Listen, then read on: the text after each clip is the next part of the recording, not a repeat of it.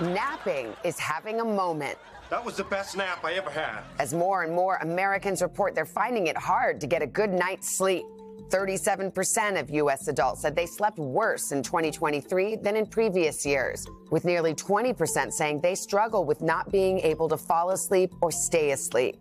It's no wonder, then, that Google searches for the word sleep hit an all-time high last year, with many Americans asking, why am I tired all the time? We do know that we, as a society, don't get enough sleep. We also have a poor quality sleep problem. So only about 3 in 10 adults report that their sleep is restorative. A possible sleep solution? Catching some shut-eye during the day could help. The latest research shows habitual nappers, those who napped at least once a week, had a larger total brain size, known as brain volume, than those who did not nap. A sign of good overall brain health linked to lower stress levels and a lower risk of dementia. Researchers at MIT and Harvard Medical School found people have increased productivity and are even more creative after waking from a very short nap, leading many to consider replacing powering through with a power nap. Rejoice, Nap Nation, rejoice. Joining us now, we just saw her, Dr. Rebecca Robbins, a leading sleep researcher and assistant professor at Harvard Medical School. So we've got the credentials here. So this is great. I like to nap in the middle of the day. We have crazy hours. You do not. So if you are a napper, there are great benefits, and now we know. There are. Napping can be a lifeline if you've not had a good night of sleep. But the research is showing that even a couple minutes of a nap actually is a great way for all of us to boost our creativity and our productivity. There's one exception, though. Anyone who's struggling with sleep at night should not nap. Well, I think everyone wants to know about the timing for a nap, because I feel like whenever I do try, and I don't do it often, I feel horrible when I wake up. I feel like I'm lost and I don't feel sharp.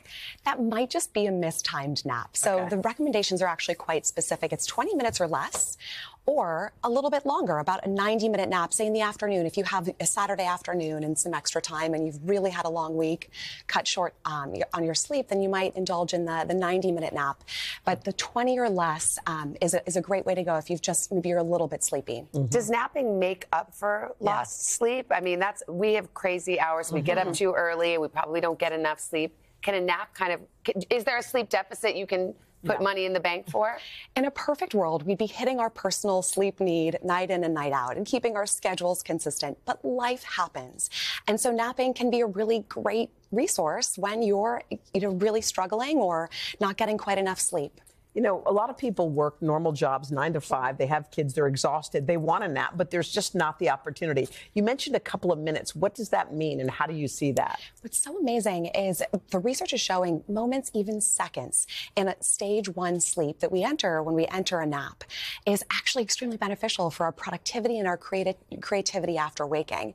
And so I think one of the reasons people struggle is they think, oh, no, I don't have enough time for a good nap. But what this research shows that even a few seconds or moments, your eyes at your desk closing your eyes, hopefully in a safe place.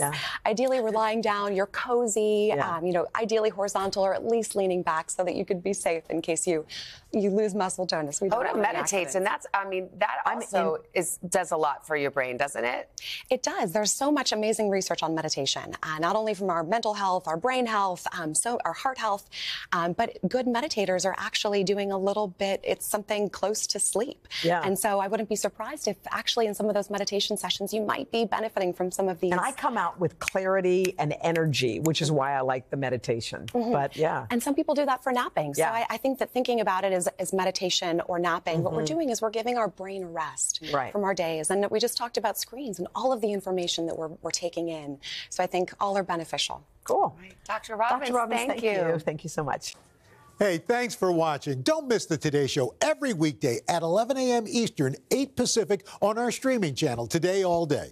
To watch, head to today.com/allday or click the link right here.